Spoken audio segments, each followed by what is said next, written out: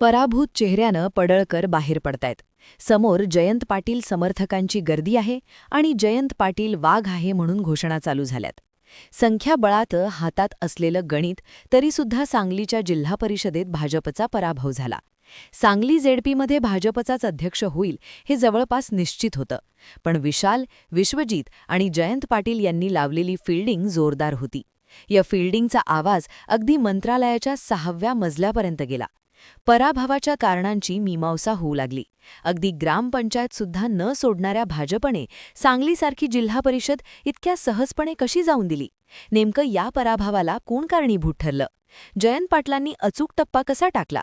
विशाल आणि विश्वजीत ही जोडगोळी कशी कामाला आली? आणि महत्त्वाचं म्हणजे या राजकारणात पाटलांनी पडळकरांचं भर चौकात कसं उटं काढलं? समजून घेऊयात आजच्या व्हिडिओतनं. तर सांगली जिल्हा परिषदेची निवडणूक भाजपने एकट्याने लढली. 61 सदस्य संख्या असणाऱ्या झेडपीमध्ये भाजपचे 16 सदस्य निवडून आले. तरीसुद्धा भाजपला सत्ता स्थापनेचं स्वप्न पडत होतं. त्याचं महत्त्वाचं कारण म्हणजे महायुती म्हणून राज्यात असणारं समीकरण. अजित पवार गटाचे 6 सदस्य आणि एकनाथ शिंदे यांची शिवसेना यांच्या भरोशावरती महायुतीकडे संख्याबळ होतं. झेडपीतल्या सत्ता स्थापनेसाठी भाजपला 31 मतांची आवश्यकता होती. तर इकडे शरद पवार गट 18, भाजप 16, काँग्रेस 11, शिंदेंची शिवसेना 7, अजित पवार गट 6, तर रयत, जनस्वराज्य आणि उबाट पक्षाचा 1 सदस्य इथे निवडून आला होता. राज्यातल्या सत्तेप्रमाणे समीकरणं लावायची तर महायुतीमध्ये भाजपचे 16 अधिक अजित पवार गटाचे 6 अधिक शिवसेना शिंदेचे 7 अधिक जनस्वराज्य आणि रयतचे प्रत्येकी 1 असे एकूण 31 सदस्य महायुतीचे होते. तर शरद पवार गटाचे 18, काँग्रेसचे 11 आणि उबाडा गटाचा 1 असं महाविकास आघाडीचं संख्याबळ 30 इतकं होतं. आणि याच आकडेवारीवर भाजप नेत्यांचा विश्वास होता. कारण समोरचे सदस्य फोडण्यामध्ये भाजप मातब्बर. पर्यायाने भाजपची सत्ता एका मताने का होईना येईल हे जवळपास निश्चित समजलं जात होतं. पण मग गेम कुठे फिरला? तर गेम फिरला राज्याच्या पारंपरिक राजकारणात. अजित पवार गटाच्या सदस्यांना गृहीत धरण्याचं काम भाजपने तर केलंच, पण त्याहीपेक्षा अधिक गृहीत धरलं ते स्वतः राष्ट्रवादीच्या अजित पवार गटानं. महायुतीकडनं तिकीट वाटपाच्या सूत्रावर भाजपने अनेक ठिकाणीच आपली माणसं राष्ट्रवादीत पाठवली होती. त्यातली काही प्रमुख नावं सांगायची तर तासगाव कवटे महाकाळमधनं माजी खासदार संजय काका पाटील, ईश्वरपूरमधनं निशिकांत पाटील, तासगाव कवटे महांकाळमधनं अजित घोरपरे, आटपाडीतनं राजेंद्र देशमुख अशी ही माणसं काही इलेक्शनपूर्वी तर काही इलेक्शननंतर या माजी आमदारांची फौज अजित पवारांच्या गळाला लागली. खरं तर जयंत पाटलांवर नियंत्रण ठेवण्यासाठीच अजित पवारांनी सांगली जिल्ह्यातनं भाजपमध्ये असंतुष्ट असणाऱ्या, सत्ता समीकरणात स्थान न मिळू शकणाऱ्या या माजी आमदारांना आपल्या पक्षात घेतलं होतं. सातारा, सोलापूर, कोल्हापूर अशा जिल्ह्यातनं अजित पवारांकडे मोठी नावं होती. पण फुटीनंतर मात्र सांगली जिल्ह्यातनं पक्षाचे जयंत पाटील किंवा आर पाटलांचे सुपुत्र रोहित पाटील हे अजितदादांच्या सोबत न आल्यानं अजित पवारांनी ही समीकरणं आखलेली होती. आता हा सगळा इतिहास सांगायचं कारण म्हणजे कधी काळी हे नेते सांगली जिल्ह्यात आपलं वर्चस्व निर्माण करणारे होते. आटपाडी परिसरात देशमुखांचं वर्चस्व, शिराळ्यातल्या शिवाजीराव नाईकांनी ईश्वरपूरमध्ये जाऊन जयंत पाटलांना खुलं आव्हान दिलेलं. घोरपडे हे राज्यमंत्री राहिलेले, तर विलासराव जगताप म्हणजे जत हे समीकरण.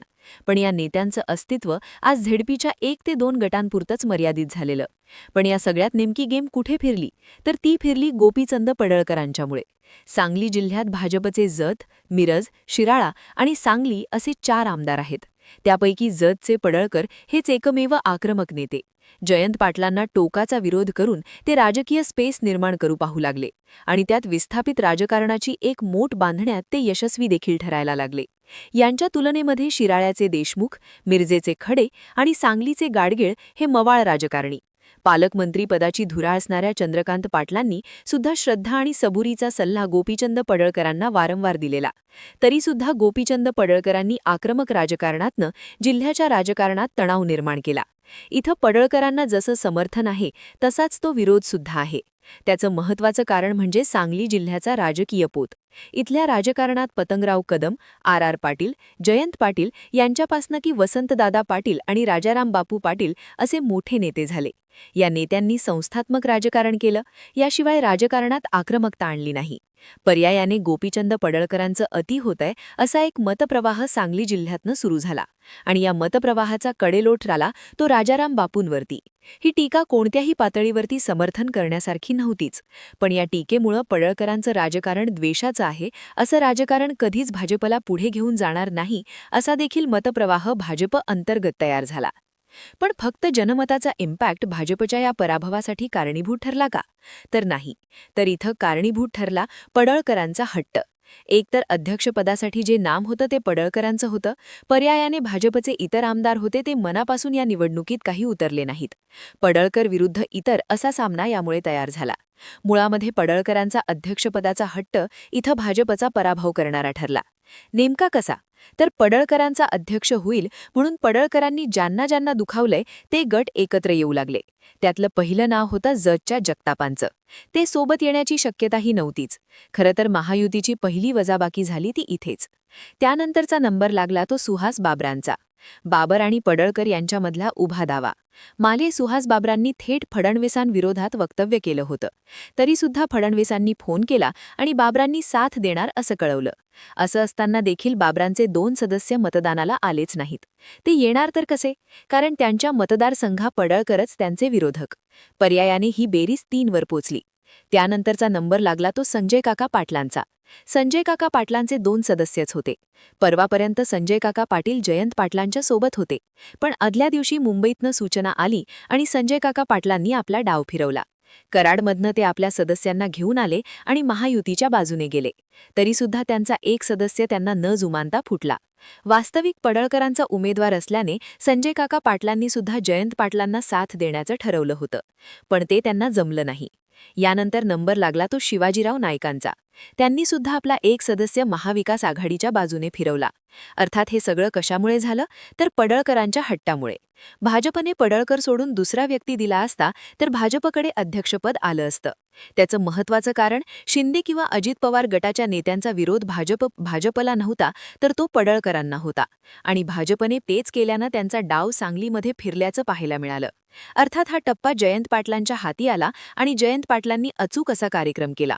त्यात विशाल विश्वजित यांची साथ मिळाली आणि झेडपीमध्ये पुन्हा महाविकास आघाडीची सत्ता आली. खरं तर मागच्या वर्षी अगदी बाप काढण्यापर्यंत गेलेली पडळकरांची भाषा, त्यात जयंत पाटलांनी चुकता केलेला हिशोब. असंच या इलेक्शनचं वर्णन म्हणूनच जयंत पाटलांनी पडळकरांचे चांगलेच सुट्टे काढले असं म्हणता येतं.